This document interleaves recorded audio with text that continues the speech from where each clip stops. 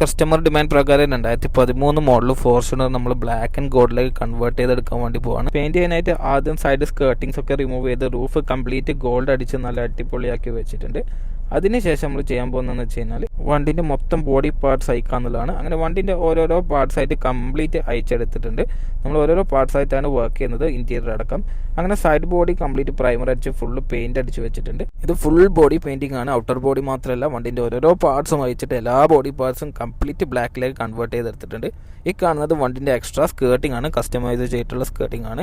അത് പ്രൈമർ അടിച്ച് വെച്ചിട്ടുണ്ട്. അങ്ങനെ ബോഡി പാർട്സ് ഫിറ്റ് ചെയ്തതിന് ശേഷം ബോഡി കംപ്ലീറ്റ് പ്രൈമർ അടിച്ച് വെച്ചിട്ടുണ്ട്. അതിനുശേഷം പെയിന്റിങ്ങും കംപ്ലീറ്റ് ഓരോരോ പാർട്സ് ആയിട്ട് അടിച്ച് തുടങ്ങി. പിയാനോ ബ്ലാക്ക് കളറാണ് നമ്മൾ ഇതിന് കൊടുത്തിട്ടുള്ളത്. അങ്ങനെ പേപ്പർ ഫുൾ ഇട്ടതിന് ശേഷം നേരെ നമ്മൾ സെറാമിക് സ്റ്റുഡിയോയിലേക്ക് കയറ്റി കംപ്ലീറ്റ് പോളിഷ് അടിച്ചെടുത്തിട്ടുണ്ട്.